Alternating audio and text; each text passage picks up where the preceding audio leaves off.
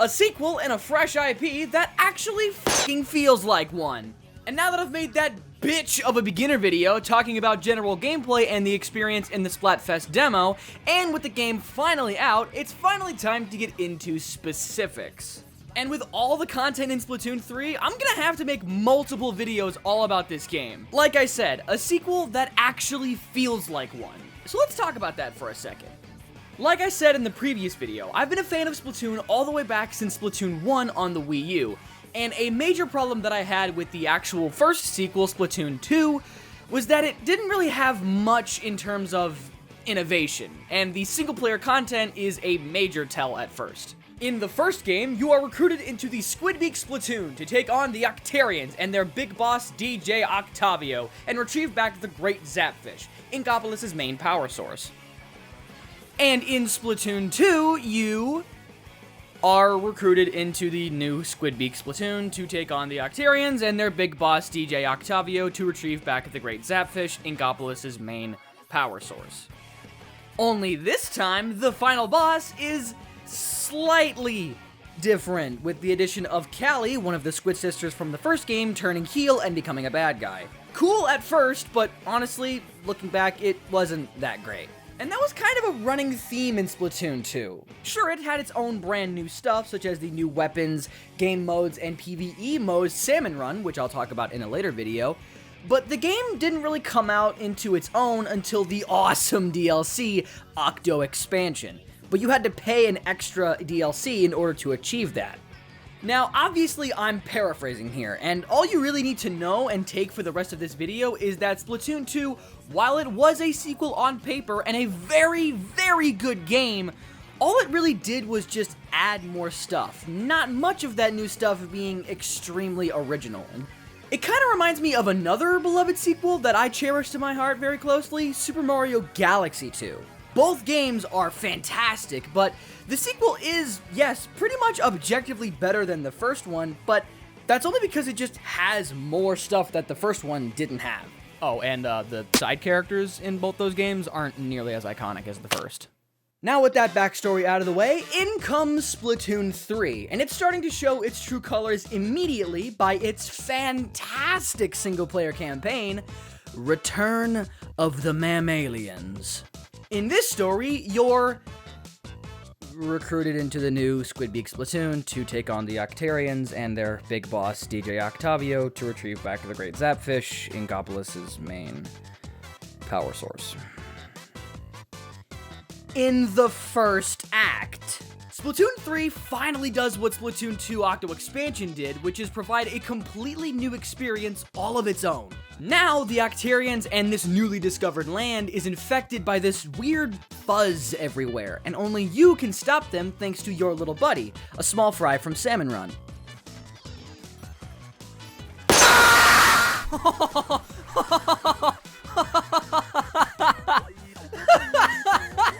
Holy shit! They just deleted them! Now you have to take on this completely new, unknown threat, get back the Great Zapfish, rescue Captain Cuttlefish, and on top of that, deal with a completely different party. The mysterious looting group, Deep Cut. Wait, that idol group that I talked about in the last video? The group that tells you the stage rotation and Splatfest themes? That Deep Cut? Yeah, it's called a day job. You should look into it. Damn! Yes, in a brilliant move, the bosses in this game are Deep Cut, consisting of Shiver, the cold, stoic, but slightly crazy main singer, Fry, the spunky, energetic gremlin co-singer, and the real best girl in all of Splatoon, Big Man. All three of which make active appearances in the story, with their own completely new boss designs at the end of the worlds, and more or less just kind of being an extremely funny nuisance to Agent 3. In fact, they kind of remind me of another three-person group, but I'm trying to remember what they were. I can't put my finger on it. It's blasting off again! And if we can talk for a second, I think as a collective community, I think we all owe an apology to Pearl in the last game. We have been shitting on her and her forehead for years, only for Fry to bust through the door and show us what a real chrome dome looks like. And let me tell you, it is glorious looking. I'm pretty sure if I just polish her forehead off enough, I think I can see a vision of my future in the reflection. I can change the future! Where was I? Oh yeah, so the gameplay, right? The single-player campaign goes as follows. You are introduced to a new world where you use power eggs that you get in the missions to power up Little Buddy to clear out the area, finding hidden goodies along the way. Eventually, you find these little tea kettles which lead to the actual missions. These can be full-on levels reminiscent of Splatoon 1 and 2's Octo Valley, or small missions like they were in Octo Expansion. Oh my god. Oh my god, yes. Once you complete all the missions, you upgrade your gear, move on to the next world, and do it all over again. In every even world, you're met at the end by a boss fight from Deep Cut, ranging from Fry and her legion of eels, Shiver and her pet Megalodon, and Big Man, which... What? Is this a Mario Sunshine reference? No. No, anything but that. No. No, anything but this. And this is what the final boss looks like.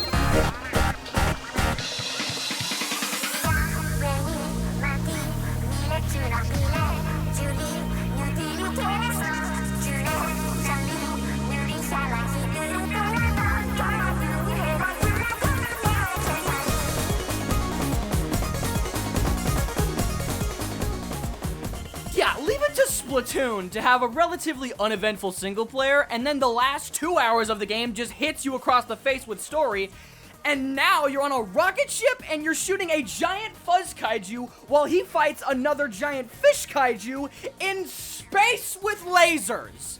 I fucking love this game. So yeah, that's the main campaign. A completely new and fresh take on the previous things learned from past games. It finally feels like they're actually making something completely new, which, if you can't tell, is kind of the whole theme of this video. Again, a sequel that actually feels like one. So now that we've got the single player content out of the way, now is a perfect time to jump over to the multiplayer. Now, I'm not really going to talk much about the main mode, Turf War, because duh, I already did that in the last video. I'm more interested in the ranked mode of this game, Anarchy Battle.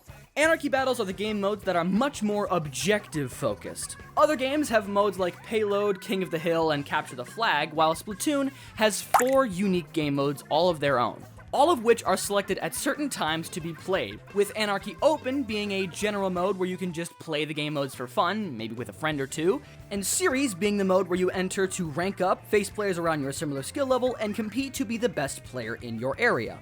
And for the first time for me, instead of just playing the game alone, or maybe with one other friend, I finally have enough people who put up with me to have a full squad, which consisted of Nash being a general support role rounding out the team comp, Note, a lovely friend who I met just recently, being our anchor and backing up the front lines and actually, pushing the objective.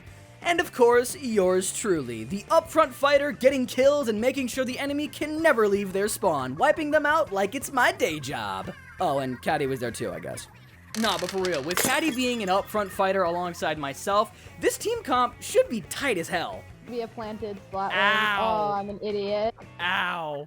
We're both I should have idiots. expected that with the Splatling, yeah. Oh, Shit. Jesus. But in reality, most play sessions would actually start with competitive intent to win the match, and would end with Caddy and I, being the literal cavemen that we are, just seeing who would get more kills than the other. So let's talk about those game modes, starting out with Tower Control, where you must ride the tower from the middle of the map to the end in a predetermined path. Pretty straightforward game mode. An offshoot of Tower Control, and the game mode that had the biggest change going through it, would be Rainmaker, where you have to take this big golden fish statue from the middle of the map to the enemy base. The only difference between this and the previous games is now there are checkpoints in between the start and the end. Because of this, Rainmaker requires more teamwork and planning, and there are now multiple ways to complete the objectives. Different paths you can take, different strategies, all kinds of stuff. A pretty elegant way to evolve one of Splatoon's game modes, and by far my favorite.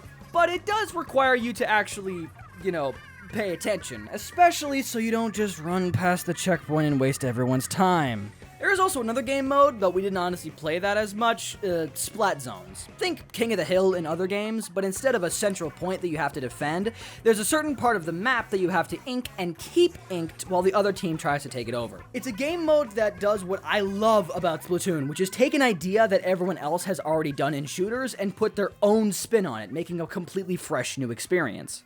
But riding a tower, grabbing a golden fish, and shooting your spunk all over the floor are nothing compared to the real bad bitch of anarchy battle, Clam Blitz. Grab clams, form a ball, take it to the enemy team, and dunk on them, then throw other clams in the net to score. Game mode seems pretty simple, right? They're in our base right now. They're all in our base right now. They're all there. Player have a ball. That'd be dumb, but you could do it. Fuck! Holy shit! Oh my, come on!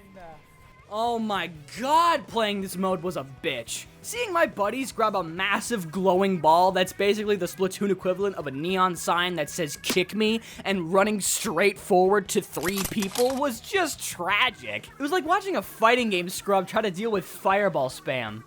Or a Smash player try to take a shower. And I was no better. With the relative inexperience by some players and the complete disregard from others, it was clear we had to take a step back and basically relearn everything from the ground up. And when we did, that's where I discovered the brilliance of the squid roll. Remember the squid roll, that new movement mechanic that Nintendo barely talked about and you promptly forgot about? Well, that little mechanic completely changed the game for me. Being that I use the Slosher, a single fire class weapon that is heavily reliant on positioning, and being a completely broken mess at times, being able to dash from one side to another is amazing. Need to juke the enemy team mid-firefight? Bang! Did you just get jump scared and need to fight your way out of harm's way? Bang! Shit, if you do it properly, you can move forward, turn slightly, then flick your stick back forward to squid jump ahead, giving you just a little more advantage in neutral. And after I was able to ingrain this into my muscle memory, it was a complete change. Now I'm flying all over the place looking like a damn Dragon Ball Z character and completely stomping shitters into the ground with an oversized bucket. If you are playing this game and you've been sleeping on the squid roll, fix that. Because it is a completely new experience that will make you so much faster and get a ton more kills way quicker. And you better get on that fast, because in case you didn't know, it's the holiday season. So that means it's only a matter of time before all the Zoomer kiddies playing Apex Legends and Fortnite finally get their copy of Splatoon 3 for Christmas. And soon everyone's gonna be dashing around like they're Fox McCloud from 2004, so you better buckle up. To round out this video, Splatoon 3, if you couldn't tell already, is a fucking blast and does so many things so well. I didn't even mention all of the quality of life changes in the game, like being able to skip the map announcements whenever you boot the game, which is a godsend. I kinda got bored of Splatoon 2 after a while because it was just more of the same. And sure, I might get bored of this game after a while, but with all of the awesome gameplay, the style and music that is the best in the franchise, and with future updates adding more weapons and equipment, I think I'm gonna love this game for a very long time. And I still haven't covered all the features in this game, so buckle up, because I'm gonna be making more videos like this in the very near future. If you want to see more videos like this in the future, hit the like button and subscribe so you're notified whenever those videos come out. Until next time.